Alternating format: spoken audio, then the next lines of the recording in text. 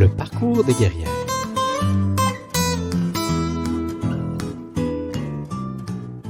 Salut les guerrières, salut les guerriers, bienvenue à cet épisode du balado du parcours des guerrières.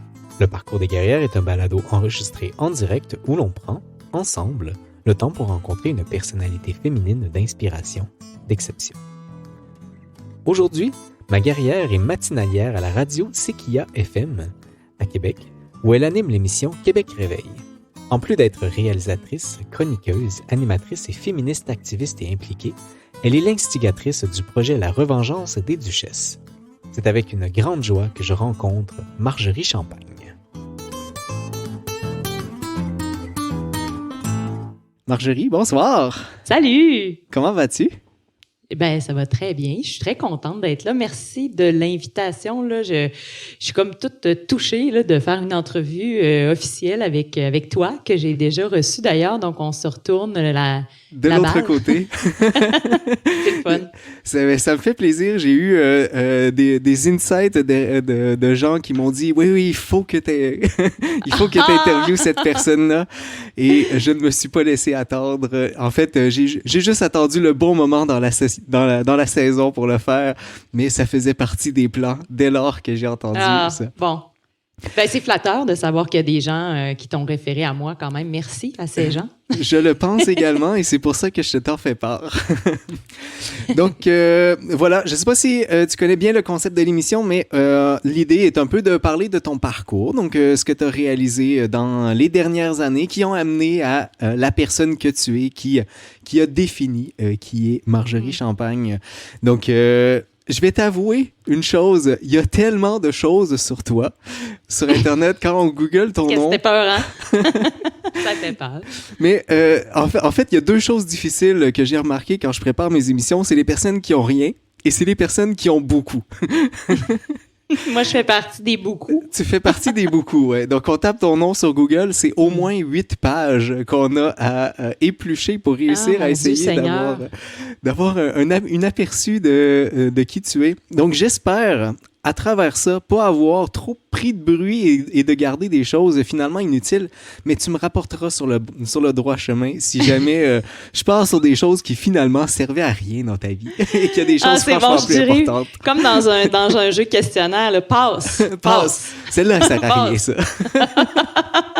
Ouais, il y a du stock sur les réseaux, c'est ça, parce que quand on travaille dans les médias, hein, on dirait que tout est répertorié sur la toile. Donc, oui, par mon métier, c'est vrai qu'il y a du stock. T'es la première personne, je vais t'avouer, que j'ai pas reculé jusqu'au début de son Facebook. Aïe, l'horreur! Tous les autres, je recule jusqu'au tout début. Mais toi, j'ai abandonné rapidement. Et Colin, je comprends donc, je dois publier 3 fois par jour et plus là. Depuis les débuts. Depuis les débuts, ça fait long à reculer. Imagine si c'était papier, ça ferait une genre de bible. Oui, mais au moins, on pourrait d'un coup aller tout de suite à la fin. Là, on ne peut pas. Donc, l'idée, ce serait un peu de parler finalement de tes débuts en médiatique, appelons ça comme ça. Parler de ce que tu fais aujourd'hui à Québec Réveil. Puis j'aimerais passer du temps quand même sur la je suis incapable de dire revengeance des Duchesses. Ça semble être un gros projet, puis ça m'intrigue à fond cette affaire-là. Donc, j'ai envie qu'on discute de ça. Ça te va? Ben oui, c'est parfait comme menu. Commençons dans les débuts médiatiques. Je me suis appelé ça comme ça. Tu as commencé en arts plastiques et arts dramatiques à l'Université Laval.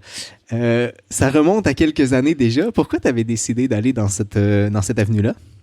Ben, en fait, ouais, j'ai fait un bac en enseignement des arts plastiques et arts dramatiques parce que ça joignait mes deux passions qui étaient les arts plastiques surtout et les enfants. Moi, j'ai été beaucoup dans les camps de vacances. J'ai travaillé dans les camps de jour pendant des années. Tu sais, j'aurais pu passer ma vie là, pour vrai. Des fois, même, je regarde encore des postes, des offres d'emploi, moniteur de terrain de jeu. Puis là, je suis comme, wow! J'aimerais ça! Fait que peut-être qu'un jour, j'y reviendrai. Mais ouais, c'est ça fitait. Puis mes deux parents sont profs aussi. Ils ont fait toute leur carrière dans le milieu scolaire. Donc, pour moi, c'était comme tout naturel d'étudier là-dedans. Et comment ça s'est passé, là, le transfert vers le monde médiatique? C'est assez particulier. C'est quand même une histoire spéciale. Et si tu veux, je te la raconte. Oui, mais évidemment que je veux. Donc, j'étudiais au bac en enseignement des arts à Québec et puis je faisais aussi de l'impro théâtrale dans mes temps libres pour parfaire mes compétences en art dramatique puisque c'était la deuxième matière que je devais enseigner. Et donc, on s'était parti une petite ligue d'impro, là, une gang de filles ensemble. C'était super le fun. Ça s'appelait la GIF et ça existe encore d'ailleurs. Wow! Comment ça s'écrit? GIF, la gang d'impro de la Fabrique, parce que l'école des arts visuels se nomme la Fabrique. D'accord, donc ça n'a pas à voir avec l'image sur l'ordinateur, le GIF. Non, mais okay. Je pense que je me demande si ça existait là, à cette époque-là. Là, je pense pas, ou sinon c'était méconnu. ça fait longtemps comme ça. Là. Ben, dans les années, mon Dieu Seigneur, 2000. Ouais, si je me fie aux dates, ça devrait être début 2000, là, 2001, c'est 2002. Ça. C'est ça, exactement. Donc, le GIF n'était pas très populaire à cette époque. Cela dit, à un moment donné, il y a un réalisateur de Salut Bonjour Week-end à TVA qui a appelé à l'École des arts visuels puisqu'il cherchait une chroniqueuse pour le bricolage. Donc, une chronique qui était commanditée par Homer de Serres, le fameux magasin. Et donc, à l'époque, c'était Josée Turmel qui faisait la chronique, puis elle était pas bien bonne en bricolage. Elle était bonne en... C'est une fille qui est bonne médiatiquement parlant. Elle était super bonne. Elle a fait le téléjournal à TQS dans le temps. Là, fait que c'était vraiment... Elle était comme surqualifiée. Mais ça a l'air qu'elle ratait souvent ce bricolage. Donc, ils ont appelé à l'École des arts visuels pour avoir une vraie prof d'art. Ils se sont dit, ça va être safe. Puis, la directrice du programme a dit, Marjorie, elle fait de l'impro, je pense qu'elle serait bonne. J'ai passé une genre d'audition, on appelle ça des screen tests en télé. Je suis arrivée là, j'avais zéro expérience. Là. J'avais l'air vraiment là d'une néophyte. Dans les débuts. Ouais, je me souviens que même que je taponnais le décor, tu sais, puis là j'étais comme, non mais bizarre ça. Ok, ça c'est un faux cadre, un faux bol à fruits. J'étais comme, mon Dieu, ça paraît pas. Puis je niaisais comme ça un peu sur le plateau.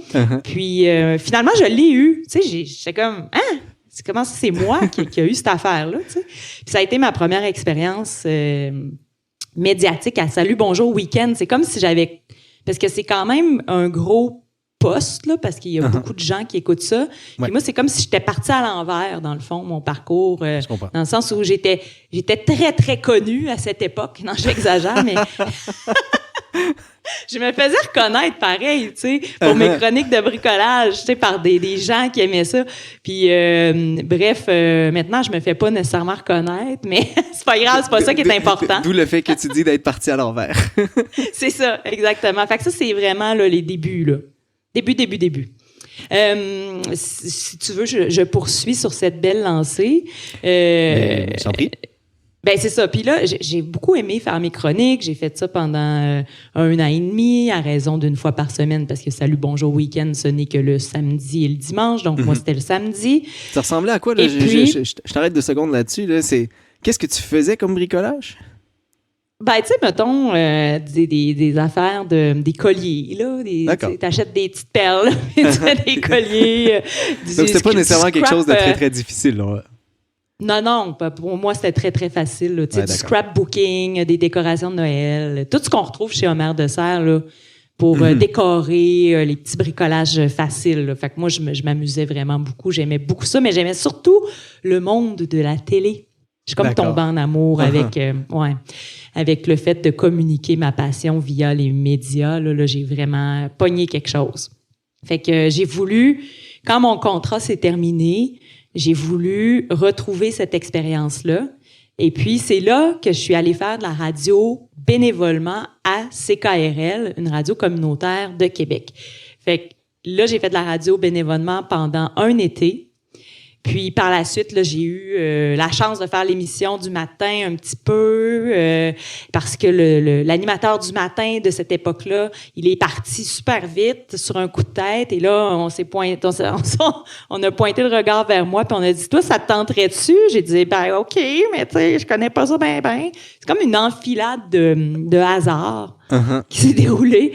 Puis c'est ça. Après ça, ben là, je suis rentrée là-dedans, puis j'ai tellement aimé ça que j'ai fait ma place. Je suis devenue directrice de la programmation de CKRL. J'ai fait des émissions dans les bars. Je me suis amusée.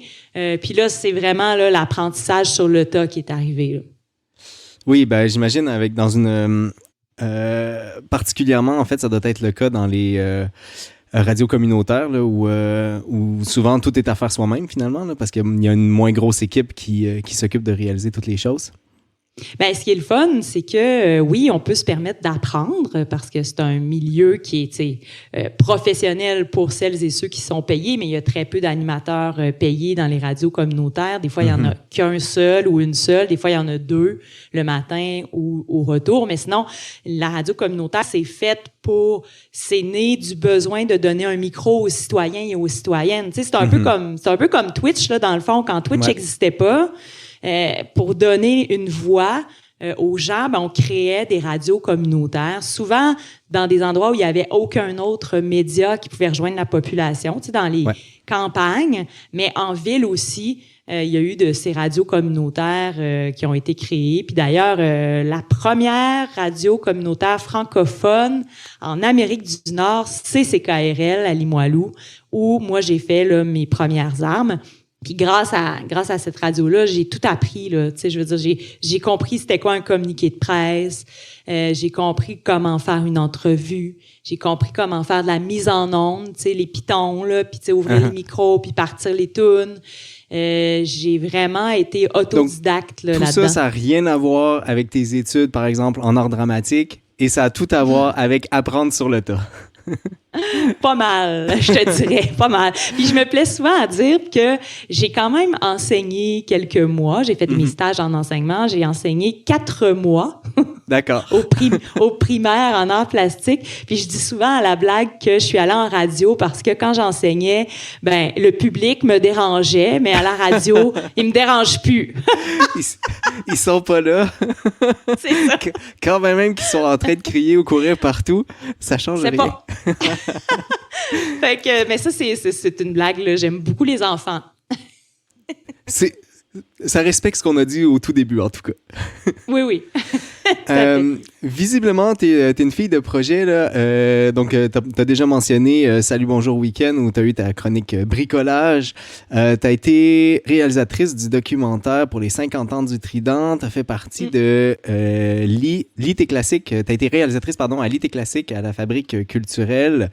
Réalisatrice des balados Carnet migratoire. Chroniqueuse sur les chroniques culturelles pour l'émission Les Lézards, à ma TV, et animatrice de la table ronde sur l'immigration dans les quartiers de Québec. Donc, des choses là, complètement disparates. Est-ce que ton parcours ressemble, mettons que tu te reprojettes là, à l'époque de tes études ou voire même avant, est-ce que ton parcours ressemble à ce que tu espérais? Hey, écoute, ça, c'est super intéressant comme question parce que j'ai un drôle de mode de fonctionnement. Il y a certaines personnes qui vont probablement se reconnaître là-dedans, mais moi, j'ai jamais vraiment vu très loin. Tu sais, je le savais un peu ce que je voulais dans la vie, mais j'avais pas d'idée précise. Tu sais, j'étais plus, j'aime ça en ce moment, je sens que ça va être la bonne chose, je le fais, puis on verra qu'est-ce que ça va donner, tu sais. Puis encore aujourd'hui, je me fie pas mal à mon intuition. Ça peut jouer des tours, là, faut faire attention, là, mais je me fie beaucoup à mon intuition puis aux portes qui s'ouvrent devant moi, tu sais. C'est rare que j'ai forcé des choses. C'est souvent faut être patient, faut être travaillant, là. Je dis pas que ça tombe du ciel, là, tu sais. Mais il y a des choses qui m'ont été offertes, puis il y en a que je refuse, puis il y en a que j'accepte. Puis à force d'accepter les choses qui nous intéressent et qui correspondent à nos valeurs, bien forcément, ce qui nous est proposé après... Ça ressemble de plus en plus. C'est ça. Puis ça, c'est quelque chose... Ça, tu vois, ça, je pense à ça depuis longtemps. OK. C'est un truc auquel je pense depuis longtemps parce que j'ai été témoin de ça, de gens, tu sais, qui ont respecté une espèce de ligne dans la façon de soit faire des émissions ou leur contenu, ce qu'ils voulaient apporter. Puis je me suis rendu compte que ça leur avait ouvert des portes qui correspondaient, tu sais, qui respectaient ce qu'ils étaient, tu sais. Fait que moi, j'essaie quand même de garder ma ligne, ça, je trouve ça important, mais tu sais, je peux animer, je peux réaliser, je peux faire de la recherche, je peux faire toutes sortes de choses. On dirait que je suis plus sur mes valeurs. On dirait que c'est ça qui me conduit. Le fil rouge à l'intérieur de tout ça, c'est pas tant le type de projets qui sont réalisés, mais pourquoi ces projets-là sont réalisés. Exactement. Puis il faut aussi que j'aille du fun. D'accord. Ouais, ça c'est. J'ai une fille qui aime beaucoup avoir du fun, du plaisir. Il faut que j'apprenne aussi des choses. Ça, j'aime beaucoup ça. Puis il faut que je me sente compétente. Là. Tu sais, je ferais pas n'importe quoi. Là. Tu sais, à un moment donné, tu peux pas non plus sauter 10 steps. Là. Mettons que la chronique Salut bonjour week-end, là, c'était. Tu sais, j'étais jeune. J'étais naïve. C'est une demi-erreur de parcours, mais qui a parti le bal comme il faut. C'est ça. Mais j'étais bien naïve là, pour faire ça. Là. En tout cas, j'avais aucune expérience. J'aurais pu me planter. Ça a fait l'affaire, tant mieux. Là, mais... Ben, si t'as regardé 1 an et demi quand même. Oui, c'est correct. C'est ça. Je faisais la job, ça a l'air. Et je suis certain, j'avoue ne pas avoir trouvé d'extrait de l'époque. Ça fait trop longtemps. C'est trop vieux. Il n'y a pas moyen de trouver des choses qui datent d'aussi longtemps, malheureusement. Juste avant là, d'aller, mettons, droit à aujourd'hui, à travers les choses que tu as fait, là, j'ai mentionné notamment le documentaire pour les 50 ans du Trident et d'autres choses sur la réalisation. Et c'est peut-être une question philosophique là, à côté un peu, là, mais dans l'idée du documentaire, j'ai l'impression que dans un documentaire, l'idée, c'est souvent de parler d'un projet ou d'une personne ou de quelqu'un d'autre, finalement, et de mettre en avant cette chose-là ou cette personne-là. Et j'ai un peu l'impression aussi, puis ça va faire le pont avec la radio après, que lorsqu'on est en entrevue, c'est un peu l'idée aussi de mettre en avant l'autre. Est-ce que c'est quelque chose qui te drive, toi, de mettre les autres en valeur? Oui, ben oui, tout à fait.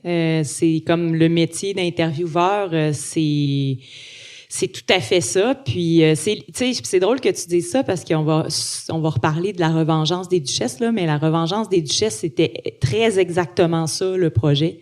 Okay. Mettre de l'avant des femmes qui ont des choses à dire, tu sais. La revengeance des duchesses, c'était ça. Les entrevues, c'est ça aussi. Puis, tu sais, j'aime beaucoup les gens. Là, tu sais, je suis une extravertie, donc moi, avoir des gens autour de moi, ça me donne beaucoup d'énergie.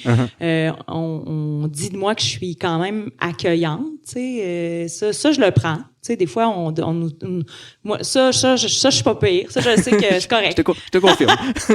Ça, c'est cool. Puis, je suis contente parce que pour moi, c'est super important, tu sais, que les gens se sentent à l'aise, accueillis quand ils viennent en studio, puis mettre les gens en valeur, c'est tellement important là, tu sais, parce que moi en fait, je trouve ça important de par le fait que les gens que je reçois, je les trouve tous intéressants, tu sais.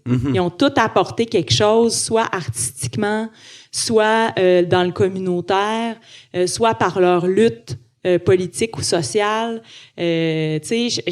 Mettons que les gens que je reçois à l'émission, c'est en grande partie des gens que j'admire d'une manière ou d'une autre. Tu sais, j'ai reçu un gars dernièrement là qui était atteint de dysphasie, tu sais. Ouais. Puis de niveau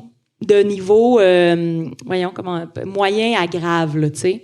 Puis tu sais, il est venu en studio puis il m'a parlé pendant 10 minutes, puis tu sais, pour lui le langage puis la communication là, c'est difficile.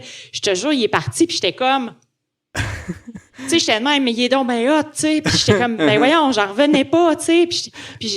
Puis en même temps, pendant l'entrevue, j'étais tellement fascinée. Je l'ai réécouté après, puis je me suis dit, ouais, j'ai coupé la parole une couple de fois, puis là, j'étais pas contente, tu sais. J'étais comme, fuck, tu sais, excusez. Mais, tu sais, j'étais comme, ben ça, c'est difficile, tu sais. C'est parce que moi, je suis très spontanée, tu sais, puis je suis très expressive. Fait que des fois, je me retiens, T'as envie de rentrer dans ce que l'autre dit, en plus? Ben oui, puis tu sais, je veux dire, à la radio, c'est pas pareil, il faut faire attention parce que c'est pas comme une conversation autour d'une table, tu sais, le son, tu sais, c'est comme... on a été habitués avec Zoom, là, tu sais, s'il y en a un autre qui parle, ça coupe, là. À la radio, ça fait un peu le même phénomène. Dès qu'il y a deux personnes qui parlent, on comprend plus rien. Fait qu'il faut vraiment que je fasse attention. Puis, d'un autre côté aussi, le métier d'animatrice, selon moi, c'est pas tout le monde qui voit ça de la même façon, mais c'est aussi de rendre quelque chose intéressant, tu sais. Mm-hmm. Donc, peu importe le sujet, il faut que les gens restent à l'antenne, tu sais. Moi, ça, je trouve ça important, le côté, je raconte une histoire, puis si je sens que ça descend, puis que là, la personne, elle continue de parler, mais qu'elle dit 2 fois la même affaire, ben, ça arrive, ça. Il y a des gens qui disent 2-3 fois la même chose en boucle, puis c'est un réflexe, tu sais. Puis moi aussi, je le fais. Puis là, des fois, je me permets de couper la parole, mais c'est selon moi, pour le bien de l'entrevue, pour qu'elle soit encore écoutée. Fait que c'est ça. Tout à fait. Je pense. J'adore ça. Réfléchir. Sur comment ça se passe dans notre tête oui, on quand on fait ça.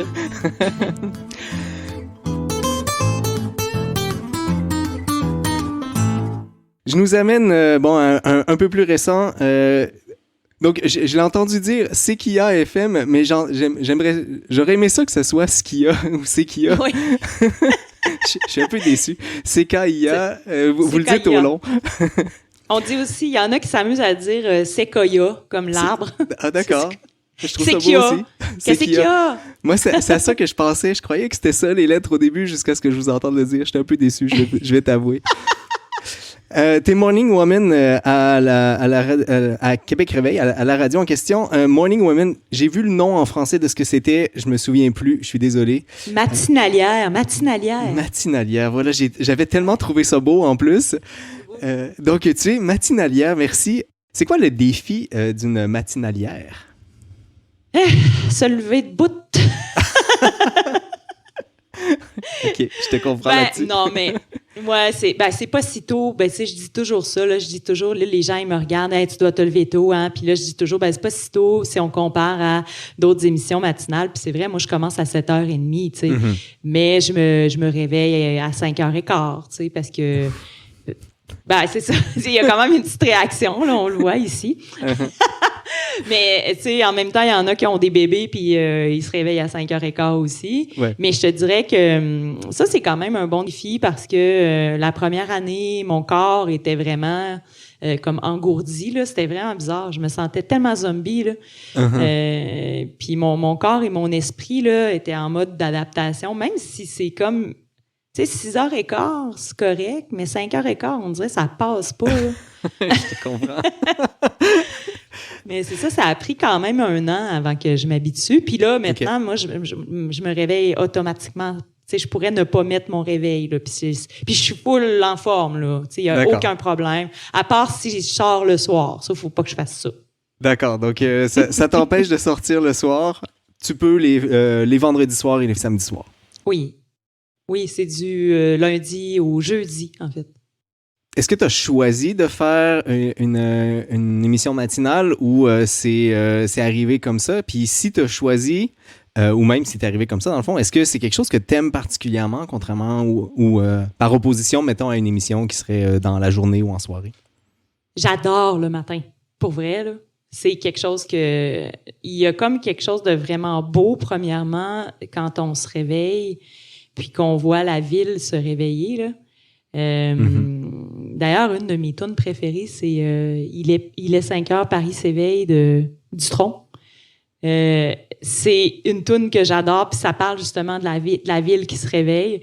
Puis j'aime beaucoup, tu sais, comme tout est silencieux, mais ça commence, là, tu sais, c'est plein de promesses, tu sais, c'est plein de promesses, puis c'est tellement exactement le bon mot, c'est plein de promesses. Ouais, puis moi je suis bien positive, puis bien optimiste, puis tu sais, on dirait que le matin ça me convient, l'après-midi je suis comme plus j'ai moins d'énergie. D'accord. Mais oui, j'adore. Puis je suis une fille matinale, ça a toujours été. Là, quand j'étais aux études à l'université, souvent, là, il y a des gens qui étudient là, presque toute la nuit. Puis là, ils arrivent tout éméchés. Puis là, c'est comme, je me suis couchée à 3 heures du matin. Puis là, moi, j'arrivais, puis j'étais comme, moi, je me suis couchée à 9 heures, mais je me suis réveillée à 3 heures. Et tu parais beaucoup moins éméché dans ce temps-là. Ouais. Puis moi, je te dis, là, j'ai toujours été matinale. Okay. Ça marche avec moi, là, cet horaire-là. Uh-huh. Dans une entrevue que tu as donnée à Carrefour Québec en 2021, il te pose la question à un moment donné, tu es déçu? 3 petits points. Donc, c'est dans le cadre là, de tes émissions que tu fais à CKIA. Et tu réponds à ce moment-là qu'il n'y ait pas davantage d'animatrices du matin qui parlent d'actualité à la radio. Tu mentionnes Caroline Stevenson et toi-même qui sont les seuls. Je ne sais pas s'il y en a d'autres depuis, je serais très étonné. Mais pourquoi est-ce que c'est comme ça? Ben c'est intéressant que tu mentionnes ça parce que ces temps-ci, il y a des articles là, qui sortent là-dessus en raison du fait là, qu'il y a des hommes là, qui ont quitté le bateau à Radio-Canada là, et qui étaient, j'ai comme un blanc de mémoire, mais il y a Paul Oud, là, notamment, qui a quitté. Il y a beaucoup de gens, de bonzes de la radio qui ont quitté, puis ça a donné l'occasion aux journalistes de s'intéresser à la question. Puis il y a plusieurs articles qui portent sur les femmes animatrices, comme quoi il y en a pas beaucoup. Il y en a à Radio-Canada Montréal, parce que ce que les gens savent moins, c'est que si on prend Québec, il y a seulement 2 émissions de radio qui sont produites ici. Hein. Le reste, c'est tout produit à Montréal. Donc, Radio-Canada, un micro le matin, un micro l'après-midi. Sinon, c'est les radios privées, les radios musicales. Il y en a pas tant que ça. Puis, est-ce que ça nous intéresse? Moi, c'est l'actualité qui m'intéresse. Puis en plus, je suis une fille de gauche, puis je suis féministe. Fait que ça vous donne une idée qu'à Québec, c'est ça. Fait que ça m'enlève beaucoup de possibilités. C'est pas très stratégique, mon affaire. Quand je disais que je respectais mes valeurs, là. On a besoin de monde comme toi, en tout cas. Ouais. Fait que, bref, oui, il manque de femmes.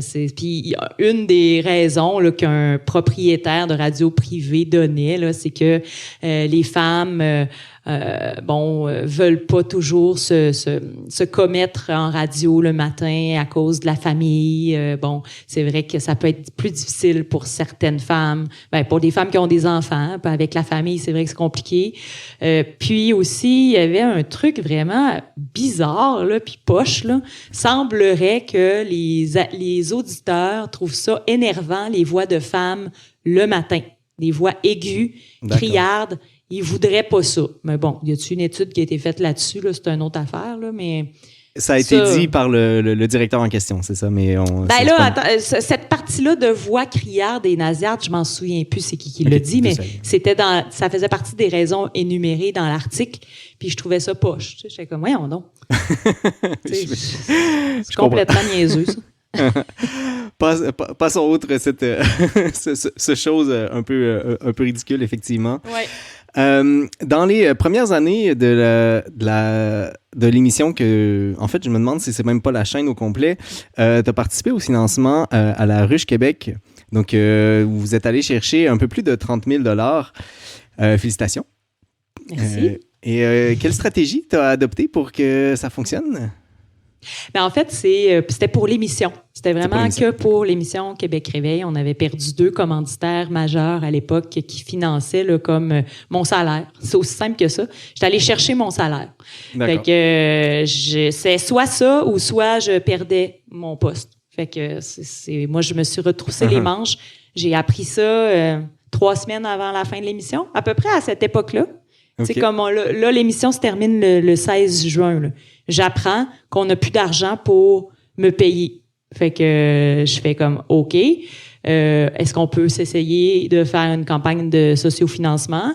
On m'a dit oui. L'équipe était comme OK, go, on y va. Là, moi, j'étais super contente. Fait que ma stratégie a été la recette secrète. La recette secrète. Prenez note maintenant, là. Mais c'est une recette secrète. Je vais donner 2 trucs. Un truc qui s'applique à tout le monde, puis l'autre truc, ça s'applique à la radio. Fait que ça, c'est moins... Le premier truc, c'est qu'à CKIA, on peut vendre de la publicité. Donc, on a quelque chose à vendre. Ça, c'est plus facile parce que en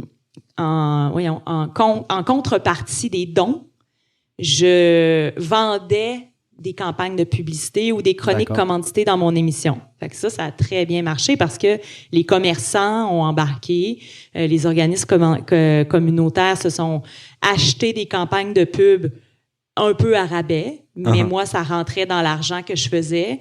Fait que, tu sais, c'est comme si j'avais donné un coup de blitz de vente pendant un mois. Parce que ça a duré un mois. Fait que ça a été comme peut-être la moitié du montant qu'on a amassé. L'autre moitié, ça a été des contributeurs volontaires, des auditeurs qui écoutent la radio. Des demandes directes à la radio. Oui, entre autres, comme contrepartie. Puis c'est vraiment des auditeurs qui fournissaient des dons, là, tu sais, des 100$, des 20$ pour que l'émission reste à l'antenne. Contre des petits coupons rabais, des billets au Capital de Québec, tu sais, toutes sortes d'affaires. Vous savez comment ça marche, là. Fait que je me souviens plus de mon autre truc, Colin. J'avais un autre truc. Je me souviens plus. En tout cas, c'est pas grave. Pendant que tu y reviens, est-ce que la Ruche Québec, c'est un truc où si t'as pas l'entièreté, t'as rien du tout? Hey, je me souviens pas de ça. Je pense que oui. Je pense qu'il faut que tu atteignes. Je pense que... Hey, je sais plus. Je sais plus. Je sais plus pas en tout. Je pense que oui. Parce que sinon, ça serait plate. Non, je sais plus. Je peux pas te répondre. C'est souvent ça, là, je me souviens plus pour la ruche. Et donc, j'allais demander qu'est-ce que ça a permis, mais en fait, c'était essentiellement pour le salaire de l'animatrice que ça avait été. Oui, exactement. Parfait. Éventuellement, on tombe tous dans le même bateau. Il y a la pandémie qui frappe. Est-ce que ça change le fonctionnement de la radio, la pandémie? C'était pas le fun. Et tu parlais tout à l'heure que tu étais une extravertie. Ça a dû être une partie difficile? Oui, ça a été difficile, mais ce que j'ai trouvé le plus difficile, la conséquence de ça, là, c'est que, en premier lieu, il faut dire que j'étais quand même chanceuse parce que quand ça a frappé, j'ai pu avoir un studio mobile à la maison, tu sais. Fait qu'on avait un petit studio qu'on utilise quand on fait des émissions dans les bars, en sortie, tout ça. Mais là, il était chez moi. Donc, j'ai fait 2 mois, le mois de mai, le mois de juin.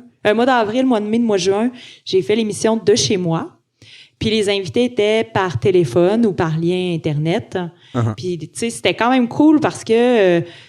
au début, je trouvais ça trippant, parce que je me disais, hey, c'est drôle, je fais de la radio chez nous, puis, mais c'était hyper exigeant parce que la communication, le langage non verbal, il est important, Oui. L'expression du visage. Là, en plus, on n'était pas en. Maintenant, je suis en Zoom quand je suis à distance. Avant, ce n'était qu'au téléphone ou par ligne Internet, clean feed comme on utilise là. Ouais. Fait que je voyais personne. Puis j'étais tout le temps comme, tu sais, des fois la ligne est mauvaise. Ouais. Fait que là, j'étais tout le temps plissée, là, les yeux de même. Puis là, on pouvait plus, tu sais, on n'avait plus de diffusion sur Facebook non plus, vidéo. Fait que, tu sais, ça nous a coupé quand même bien des possibilités. Mais après ça, là, on a commencé à faire des entrevues sur Zoom en janvier dernier. Il y avait encore des mesures sanitaires, là, fait que tu sais, personne ne pouvait venir en studio, mais Zoom, c'était vraiment mieux. Puis, à partir de janvier, j'ai eu une metteuse en ondes. Et là, ça a tout changé parce qu'avant, je faisais aussi les manipulations techniques, comme tu fais toi. Puis, c'était très, très exigeant, là, tu sais. Un moment donné, je me disais, je vais péter aux frettes, là, tu sais. C'était... En plus de devoir se concentrer sur les entrevues que j'entendais rien, la technologie faisait en sorte, étant donné que toutes les entrevues étaient par Internet ou par téléphone, c'était comme la multiplication des bugs. Oui, évidemment. Tu sais, quand t'as quelqu'un en studio, t'as un micro, il est branché, c'est tout, tu sais. Oui. La personne peut... Tu sais, le seul bug que tu peux avoir, c'est si le fil est débranché, mais ça arrive presque jamais des bugs quand les gens sont en studio. Là, quand t'es au téléphone... ça rajoute des possibilités que ça marche pas. Quand tu es sur Internet, sur Zoom en plus, puis filmé... C'est encore pire. Ouais, puis quand tu fais de la radio en même temps, ben tu peux pas régler les problèmes techniques en même temps. Fait que j'en avais là, des problèmes techniques, là, c'était l'horreur.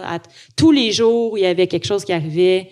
J'étais fatiguée là, de ça. Vraiment, ça a été une époque, ça a duré peut-être...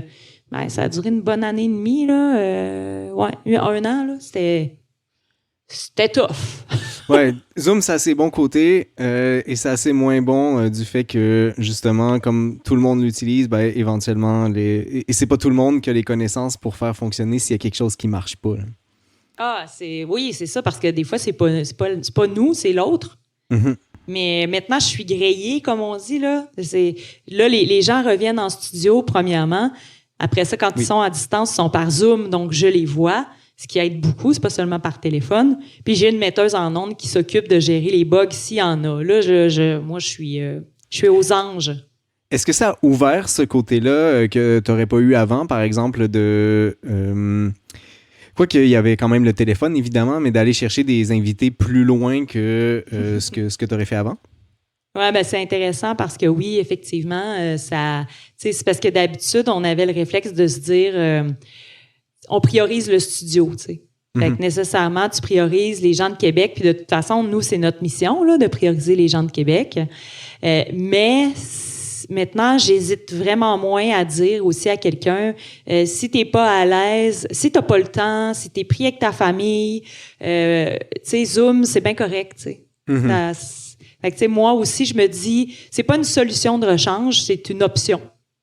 OK. Puis je trouve que c'est cool pour le monde qui sont pris chez eux puis qui peuvent pas se déplacer le matin tôt. Je trouve que ça donne l'opportunité à d'autres gens de s'exprimer. Puis d'entendre ces personnes-là qui n'auraient pas pu être entendues autrement. Oui, exactement. Intéressant. J'allais demander, mais là, je pense que tu as un peu répondu à la question. La partie Facebook et Twitch là, que vous faites, parce que si on l'a pas mentionné, je me souviens pas si on l'a pas déjà mentionné, vous pouvez vous abonner à la chaîne de Québec Réveil sur Twitch et sur Facebook. Donc, j'ai regardé tout à l'heure, c'est Québec Réveil en un mot sur Twitch. Je sais pas c'est quoi l'adresse, par contre, sur Facebook. Je pourrais le mettre dans... C'est Québec Réveil, la page Facebook. C'est voilà. Tout. Mais ça date d'avant la pandémie, en tout cas pour la partie Facebook, c'est ça? La partie où on te voit en train d'animer à la radio.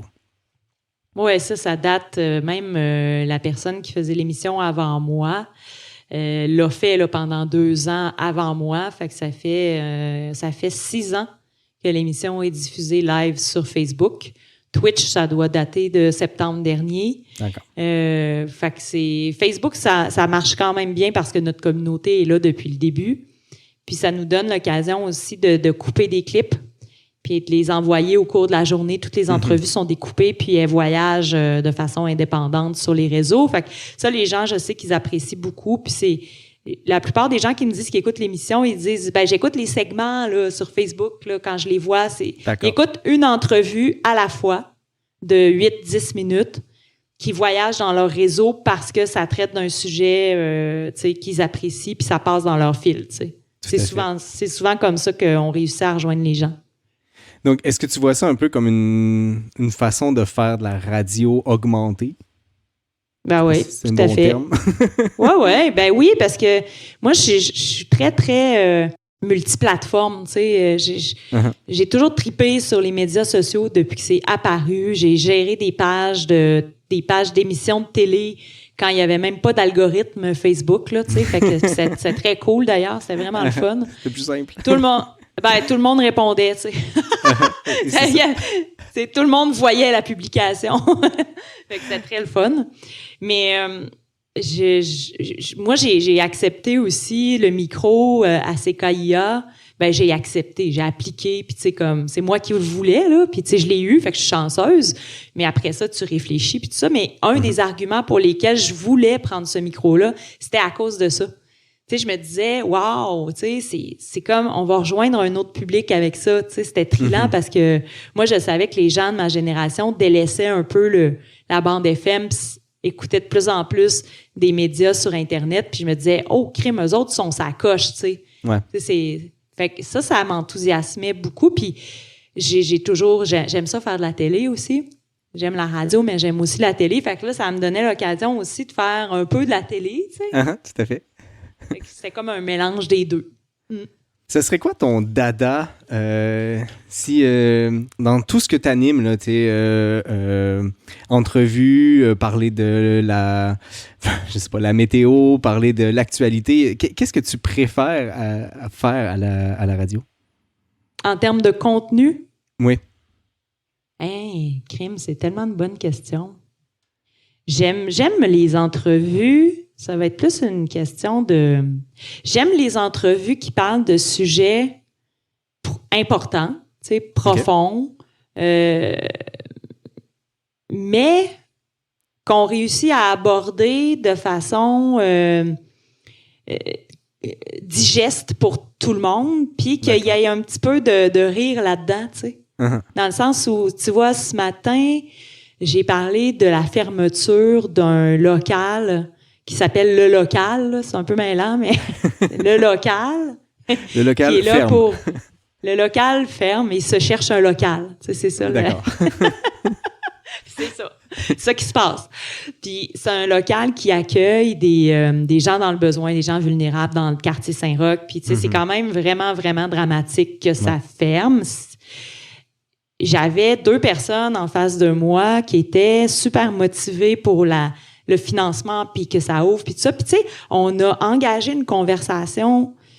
Tu sais, le sujet est grave, mais ça s'est fait comme de façon super fluide. Uh-huh. Puis je pense que les auditeurs, tu sais, ont vraiment accroché parce qu'on parlait des enjeux, on parlait d'argent, on parlait de conditions déplorables des gens vulnérables dans Saint-Roch. On a abordé plein de sujets graves, mais je trouve qu'on a bien fait ça dans le sens où c'était, somme toute, léger, tu sais. C'est bizarre à dire, là, mais ouais, c'est ça. Mais je pense que avoir quelque chose, justement, d'un peu plus léger, ça permet probablement de faciliter sa diffusion, non? Ben, à un plus grand public, je pense. Oui, dans le sens où il serait plus réceptif à écouter le message plutôt que de se faire dire finalement, ou que ce soit trop complexe à comprendre ou que ce soit juste dépressif. Là. C'est ça. Puis tu sais, oui, puis tu sais, je trouve ça important qu'il y ait des contenus nichés, là. Tu sais, puis des contenus, tu sais, super pointus, c'est essentiel. Sauf que moi, je fais un show matinal qui s'adresse à un public large. Mm-hmm. Fait qu'il faut que je fasse un peu de vulgarisation, de divertissement, de drôlerie. Fait que c'est ça. Tout ce mélange-là, moi, je trouve ça bien intéressant. Ça semble être un défi tout à fait succulent, effectivement. J'adore ça.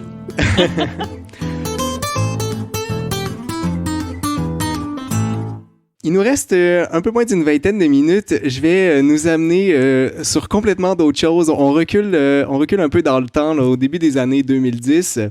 Le projet La Revengeance des Duchesses démarre par ton initiative.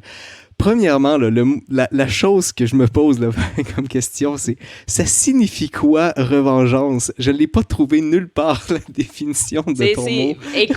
Écoute, ça nous a été demandé je ne sais pas combien de fois parce que c'est effectivement la première question que les gens se posent. Uh-huh. Bon, attends, je vais essayer de faire ça court. Carnaval de Québec, les Duchesses du Carnaval. Okay, ça, c'est une vieille affaire. Ça n'existe plus en 2010.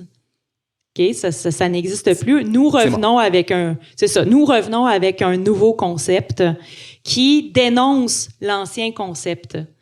Mais entre les deux, dans les années 80, il y a eu la troupe de théâtre Les Folles Alliées qui ont écrit une pièce qui se nomme Enfin Duchesse et qui est une genre de parodie de ce que c'est un concours de duchesse, un concours de beauté. Uh-huh. Et d'ailleurs, Agnès Maltais, qui a été députée de Taschereau, celle que Catherine Dorion a succédé à Agnès Maltais, faisait partie de cette troupe de théâtre-là. Donc, pour nous, la première vengeance, c'est ces femmes-là qui l'ont fait. Nous, on a fait une revengeance.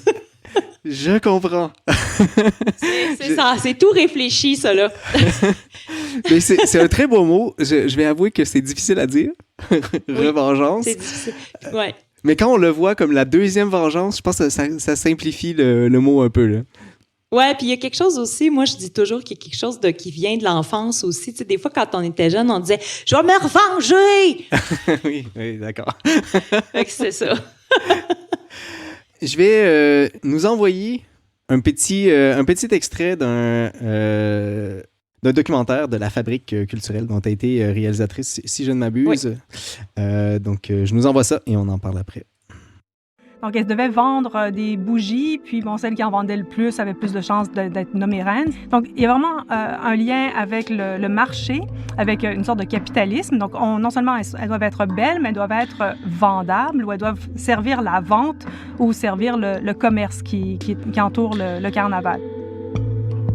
C'est souvent comme ça quand on sélectionne des femmes pour faire de la représentation pour un événement. On dit toujours que c'est pas un concours de beauté, que c'est la personnalité qui compte. Pourtant, à une certaine époque, en tout cas, c'était tout autre chose. C'est tout, mademoiselle, merci. Bonne chance. Mademoiselle, j'ajoute que j'adore votre sourire. Oh.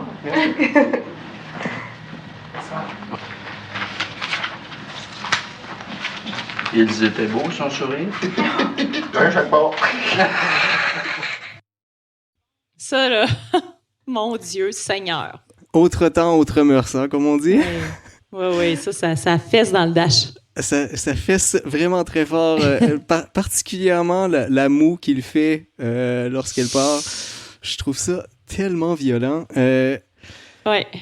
C'est macho, hein? Quand on dit macho, là, c'est vraiment ça, là. C'est vraiment c'est un documentaire là, qui relate le concours pour être sélectionné comme duchesse du carnaval. C'est disponible sur l'ONF, d'ailleurs. Ça s'appelle « Le soleil a pas de chance ».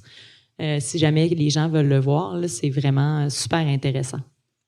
Je vais certainement mettre le lien avec le balado. Le fait de faire la revengeance, en fait, je le vois un peu comme une réappropriation du symbole là, de la duchesse. Est-ce que je me trompe dans cette idée-là? C'est vers ça que vous étiez allé? C'est se réapproprier ce symbole-là? Oui, tout à fait. C'est vraiment. C'est drôle, je m'entends plus. Je sais pas pourquoi. En tout cas, c'est pas grave. Je t'entends, mais moi, je m'entends plus. Mais je son m'entends est encore dans bon mon. de notre côté. C'est bon, c'est ça qui est important. Ouais, ben, en fait, c'est carrément une réappropriation, une redéfinition du symbole de la duchesse qui, à Québec, était représentée par une jeune femme qui pouvait pas faire nécessairement ce qu'elle voulait quand elle voulait parce que elles étaient comme coachées par une, je sais pas comment qu'ils l'appelaient là, une madame, là. Une madame qui pouvait leur dire oui, tu peux aller aux toilettes, non, tu peux pas aller aux toilettes là. Il y avait une garde-robe imposée, mais c'était de même dans le temps aussi là, tu sais, c'était avec les us et coutumes de l'époque, puis tu sais, c'est pas les duchesses qui ont participé à ça qu'on dénonçait, c'est l'institution du carnaval, tu sais, qu'on pointait du doigt avec la revengeance des duchesses. Puis, tu sais, on a profité un peu du début de la nouvelle vague féministe là, des années fin 2000 pour remettre ça au goût du jour puis dire ben nous on fait un blog premièrement c'était la belle l'époque des blogs on fait un blog multitête et chaque duchesse va s'exprimer sur son quartier, va créer de la vidéo, de la photo, du texte, puis il y aura pas de ligne éditoriale, il y aura pas de barrière, elles disent ce qu'elles veulent, point. Tu sais, c'était vraiment la liberté puis c'était vraiment là miser sur le contenu avant le contenant. Ça, c'était bien important pour nous. Ouais. On faisait des photos aussi pour le fun parce qu'on tripait, puis tu sais, tout ça, mais c'était vraiment tu sais, on invitait les gens à aller lire le blog en premier, c'était ça le but, là. Dans une entrevue du Journal de Montréal, tu mentionnais que, contrairement à ce qu'on pourrait penser, les duchesses et ex-duchesses ont toute mon admiration. Est-ce que tu les vois en tant que féministe également, malgré malgré ce qu'on vient de voir ou d'entendre? Ben, à une certaine époque, pour avoir parlé là, à quelques-unes d'entre elles, là, des duchesses des années, mettons, 60, 70, 80, c'était comme une des seules façons de faire d'autres choses que d'attendre d'être mariée, tu sais. Ouais, mais c'est j'exagère, là, mais c'était quand même toute qu'une aventure là, pour ces filles-là que de s'en aller. Il fallait pas qu'ils soient mariés, d'ailleurs. Là, c'était un des critères. Là. Ça, c'était comme... quand même incroyable. si t'as un petit chum, là, est-ce qu'il va te laisser être duchesse? Il y avait ces questions-là aussi. Si t'as un petit chum, en voulant dire, faudrait pas que tu le dises, parce que ça va mal passer. Fait que... Bref, fallait quand même être game. Tu sais, parce que c'était super valorisé, là, si t'étais duchesse. Fait que, je sais pas à quel point il fallait être game, mais quand même, pour se mettre de l'avant comme ça, avec, tu sais, je pense juste à la religion, là, qui était plus présente à l'époque, là. C'est pas nécessairement quelque chose qui était souhaitable ou souhaité pour les femmes de devenir, tu sais, comme, d'être là au devant de la scène, puis de se montrer, puis, tu sais. Fait que, tu sais, d'une certaine façon, c'est très hot. Tu sais, celles qui ont fait le pas, et, tu sais, oui, je pense qu'il fallait être game, effectivement. Fait que oui, pour ça, elles ont mon admiration. Je comprends bien. Je reviens sur le fait que tu disais que vous faisiez des photos un peu loufoques dans le documentaire, ou en tout cas dans l'extrait de documentaire que j'ai vu. On voit quelqu'un faire une parodie, entre guillemets, de rap, où elle fait un rap. Je sais pas si c'était une parodie ou pas, parce qu'on ne voit pas au complet. Oui. C'est très drôle, ça. Mais visiblement, il y a tout cet aspect-là qui est important. Et... En gros, ce que tu dis dans une autre entrevue, il y a plein de choses que j'ai trouvées sur cette affaire-là. À Droit de parole, tu mentionnes, parfois c'est tough pour les femmes qui font ça, de se voir grimacer, de se voir moins belles selon les standards. C'est rough, il faut qu'elles y travaillent. Même si on pense la femme libérée au Québec, tout ça est très ancré en nous. C'est super dur. Je comprends bien. Et en plus, est-ce qu'il n'y a pas une fine ligne aussi entre puis je trouve ça dommage d'être obligé de le dire comme ça, mais entre l'aspect marketing et réussir à vendre la chose, par exemple, vendre l'idée de vos duchesses, et le fait qu'on veut rester du côté de nos idéaux qui sont, on dénonce le truc, on dénonce l'utilisation du corps. T'sais. Oui, on s'est posé cette question-là souvent, mais en même temps, il y a le côté représentation, c'est pas toujours pour vendre, là. Tu sais, je veux dire, faut pas associer représentation et marketing nécessairement, tu sais. Ouais. Je veux dire, on peut être en représentation puis pas faire du marketing. Tu sais, nous, on s'amusait, là. Tu sais, on avait un logo, puis on prenait des photos, puis d'ailleurs, c'est intéressant que tu amènes ça parce que une des premières années, je m'étais fait faire une critique parce que je disais que c'était un projet féministe. Puis il y a une amie féministe qui m'avait dit, c'est pas féministe parce que vous jouez sur votre image, tu sais. Alors que maintenant, il y a plein de féministes d'aujourd'hui, si je prends des artistes qui travaillent avec l'image du corps de la femme, puis qui vont utiliser les codes du marketing pour soit les dénoncer, ou même pas, tu sais, je veux dire, pourquoi pas, tu sais, je veux dire, on a le droit là on a le droit de vouloir être en représentation, c'est pas anti-féministe que de se mettre en scène puis que de faire un spectacle, tu sais, bien au contraire, tu sais, c'est se mettre de l'avant, tu sais. Le problème, c'est que si c'est juste ça commandé par quelqu'un d'autre.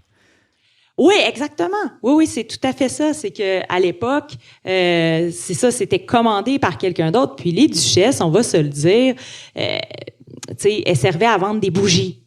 C'est elles qui vendaient les bougies du carnaval. Puis c'était très efficace parce que les gens voulaient que leur duchesse gagne le concours. Et plus tu vendais de bougies, plus tu avais de chances de gagner. Tu avais des capsules dans un baril qui avait un tirage. Tu vendais plus de... Fait que tu sais, c'était proportionnel au nombre de bougies. Puis là, il y avait une grosse célébration. Puis là, on allait au château voir la reine, ça allait être qui. Mais ça le dit d'ailleurs dans le documentaire, ces duchesses-là, elles vendaient des choses, elles servaient à financer l'événement. Mais ça, c'était pas dit comme ça, mais c'était ça qui se passait pareil, tu sais. Puis ça, c'est problématique, tandis que la revengeance des duchesses, on vendait rien. Je pense qu'on avait, on avait genre 10$ dans notre compte de banque, là. On vendait des briquets. Est-ce que le projet tourne encore ou ça a été mis fin? J'ai pas réussi à savoir si c'était fini. L'organisme, il est pas dissous, mais il se passe rien pour le moment. Mais là, en plus, il y a eu la pandémie, là, fait que Ça ça. ralentit les choses pas mal partout, cette affaire-là. Je te pose une dernière question parce qu'il nous reste 5 minutes. Et mon Dieu, Seigneur, j'avais pas vu. Et je reprends une autre citation. Cette fois-là, il faut s'attacher. Elle est quand même longue. C'est pas une citation sur la revanchance exactement, mais c'est dans l'idée. C'est dans un discours d'ouverture de Entreprendre ensemble, dialogue, culture, économie sociale. C'est un discours, je ne sais pas si c'est toi qui l'as fait, mais c'est toi qui as écrit le discours d'introduction. Et j'en prends 2 parties et donc je vais prendre ma voix de lecture. Oh non, je n'allais surtout pas entretenir la machine capitaliste en participant au sacro-saint métro-boulot-dodo. Je n'allais surtout pas devenir comme mes parents et acheter une maison en banlieue, pour ne pas la nommer l'ancienne Lorette. Et pour finir, je n'allais surtout pas travailler dans un bureau de fonctionnaire avec des paravents. Le paravent et la maison de banlieue constituaient pour moi le symbole les plus forts de l'humain pris au piège par la machine. 16 novembre 2017, toujours à Québec, me voici devant vous à animer une rencontre sur l'économie sociale. Aujourd'hui, je travaille sur Grande Allée dans un bureau rempli de paravents. Et j'ai aussi un condo en ville dans le Nouveau Saint-Roch à la frontière de Saint-Sault. Ça, c'est super bourgeois. Force est de constater que la machine m'a absorbé. Et oui, avec le temps, la rage se transforme, elle s'adoucit et quand elle est privilégiée, on se rend compte des avantages que l'on procure le système. On se laisse modeler et finalement, on prend la forme que la machine a bien voulu nous donner. Au final, qu'on soit plus du type spaghetti, ravioli ou macaroni, on est un peu des pâtes molles. Malgré tout, ma présence au forum sur l'économie sociale et la culture me rassure. Ça me rassure parce qu'en écoutant Rage Against the Machine, il y a de ça une semaine, je me disais que toute idée révolutionnaire m'était passée et j'étais déçu. Est-ce que tu te sens vraiment comme ça? C'est tellement drôle. Je trouve ça malade que tu ressortes des affaires. Je m'en souvenais pas, là, mais zéro de ça. Là. Les pâtes molles. Wow. Non, je me sens plus comme ça. Non, j'ai plus le même âge. Là. Ça doit faire un petit bout. Non, on dirait que maintenant, je suis... depuis que je travaille à la radio, j'ai rencontré beaucoup de gens qui font partie des luttes militantes pour la justice sociale, pour plein de gens qui travaillent dans le communautaire. Puis ça m'a peut-être un peu plus mobilisée pour la lutte. Mm-hmm. Puis pour me rendre dans les manifs, là, je suis plus dans l'action. D'accord. Je pense. À ma mesure, mais je suis plus Rage Against the Machine que jamais. D'accord. Ben, j'aime ça parce que, sincèrement, si tu m'avais dit que tu te sens encore complètement ramolli comme une pâte molle, je pense que j'aurais eu de la difficulté à trouver quelqu'un d'autre qui mérite d'être une pâte dure. C'est très drôle. Ouais, mais je sais pas. Je pense qu'à cette époque-là, justement, je travaillais pas dans le milieu. Tu sais, j'étais dans le culturel. C'est ce qui est super aussi, mais j'avais comme un peu tiré la plug sur les enjeux politiques et sociaux. C'est qu'AIA m'a ramené là-dedans, puis ça me fait vraiment du bien. Ben, écoute, Marjorie, je pense que c'est une très bonne façon de terminer ce soir. Merci beaucoup d'avoir accepté mon invitation et d'avoir été si enthousiaste à faire la chose. Est-ce que à quel endroit on te retrouve? Donc, si on a ta publicité à faire dans la prochaine minute, là, comment ça se passe? Ben en fait, il faut syntoniser CKIA FM, le 88,3 à Québec. Ça, c'est sur la bande FM, le matin, entre 7h30 et 9h, du lundi au jeudi. Ça, c'est si vous voulez m'écouter en live. CKIAFM.org.